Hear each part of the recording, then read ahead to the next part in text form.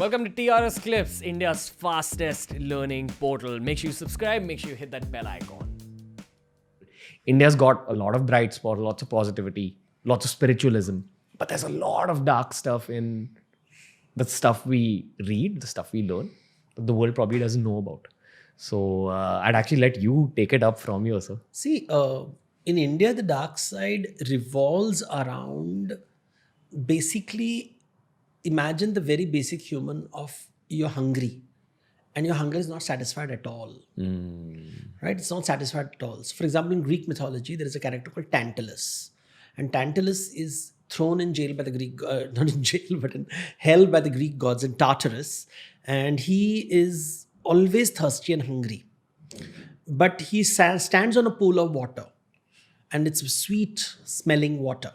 But whenever he tries to go down and drink the water withdraws from him. And above him, there is a tree which is full of fruits, rich fruits, succulent fruits. But if he tries to reach out to eat a fruit, the fruit moves away. So he's always hungry and thirsty. This idea in Hindu mythology is caught by this concept called Pret. Bhoot, Pret. So Pretas, even in Buddhist traditions in Japan and China, they'll use the word Pret. It's called hungry ghost. These are ghosts who are so hungry but they don't have a body. And because they don't have a body, they don't have a mouth, they don't have a stomach. So anything they eat just slips out of them. So they're always hungry and they're haunting and they're suffering. The whole world is supposed to be, we're surrounded by pretas around us. And they are the ones who sort of create all the problems for us because they're hungry and they want food and nobody's giving them food. And even if you give them food, they're not eating. They can't eat. And that suffering is the greatest, from their darkness emerges. So Preta it is called. The Preta is all about darkness. So I have a couple of questions here. One, I'm guessing you mean this symbolically in many ways, like that all the evil in the world boils down to suffering. Like your own suffering will create evil that you'll give out to the world. Yeah. So it is symbolic. Or mythology is symbolic. Mythology is all about symbols. But you just triggered me with a word called evil. The word evil cannot be translated in any Indian language. It is a completely Judeo-Christian concept. It's not found in Chinese. China, there's dark forces, but evil as a word, which is Satan, Shaitan, devil, these are ideas which come to us from Christian and Islamic mythologies. So the idea of Shaitan, the idea of devil comes to us from these mythologies, and now we consider them universal. So evil, with diabolos, is not an idea in Hindu mythology. It's not there. That word doesn't exist. Why do you think so? Because the Western world is based on monotheism, one God, and all good things are supposed to come from that one source. So then when bad things happen, you need an explanation. Where does this bad thing come from? Right? And the West believes you live only one life. So in your one life, if negative things happen to you, then somebody else is doing it. And therefore, they've constructed this idea called evil. Right? So all good, therefore there's an opposite called all bad. Hindu mythology is based on rebirth. Action, reaction, action, reaction, action, reaction. So everything negative that happens to you is what you have done in your past life. So there is no external force that is causing negativity in your life.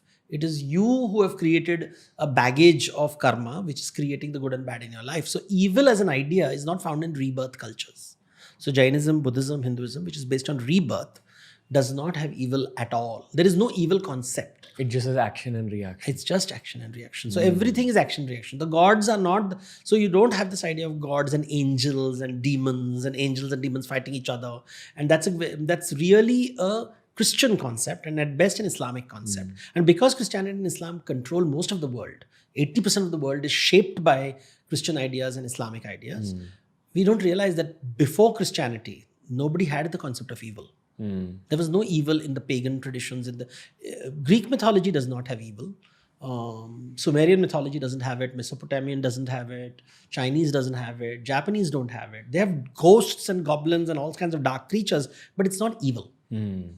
Speaking of dark creatures, I got to highlight Rakshasas, Asuras, demons. Like when you read about Indian epics, Indian stories, there's always mentions of these demons, Asuras. Yes. So for people who aren't very familiar with the epics, And asuras basically, especially, when television shows us these epics, they paint asuras as villains, as like these guys who have magical powers. Yes. Basically demons. They can bring their magic to warfare, things like that. Do you think creatures like this existed and don't exist anymore? Do you think that are these also symbolic? What is the truth about asurs? So, mythology is basically stories through which they're telling you about day-to-day life. That's all. Mythology is just, it's a story, poetic way, an impressionist and romantic way of explaining things that you experience in life. They're not talking about objective reality. They're talking about subjective reality. So it's not historical. It is not outside you. It's all inside you. It's all in your mind. It all comes from your mind. So when they show monsters, they're all inside your mind. So these stories, for example, the Rakshasas live in the forest. And the word Rakshasa comes from the word Rakshak, secure, the ones who protect. So they're forest creatures. Now, when you go to the forest and you want to take something from the forest creatures will attack you. So the old days, they would call the Rakshas. So you're traveling through the forest and suddenly a wolf comes and attacks you, a tiger comes and attacks you, a snake attacks you, scorpions attack you, a bat attacks you, you fall into a pit of thorns and snakes eat you. So you'll say Rakshasa because you're an enemy.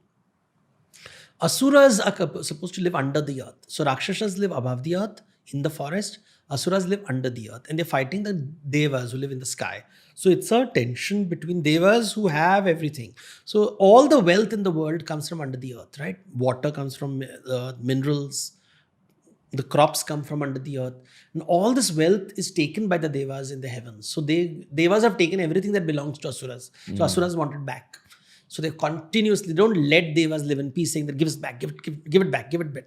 So in a way, you see this: the villains are someone who are fighting to take what they believe belongs to them. So Rakshasas are people who take things from you, and asuras are those beings who believe you have taken their wealth, and so they're taking it back from you again. Right? So we don't like people who take things from us. We don't like thieves who take things from us. We don't like people who take away our positive energy. We meet people who take away our good mood. We don't like them. We don't like people who take things from us. We don't like people who violate us without our permission, without our consent. So we don't like people who touch us, take our property, take our mental well-being. So these are the Rakshasas. These are the Asuras who don't bring joy to your life, who fill your life with just suffering because they take things away from you. So it's a metaphor for bad people. It is a metaphor for people you think are bad.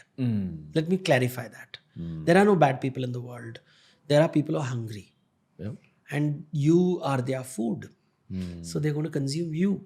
The way a plant consumes sunlight and water and animals consume plants, there are people who consume people. They feed off each other's. They feed off you. They feed off your misery. They feed off your suffering. So such people surround you. Then they are the ghosts. They are the pisachas. The pisacha, preta, bhuta, asura, rakshasa. So there are beings in the world which are hungry. They're basically, hunger is the big metaphor through which you understand all this.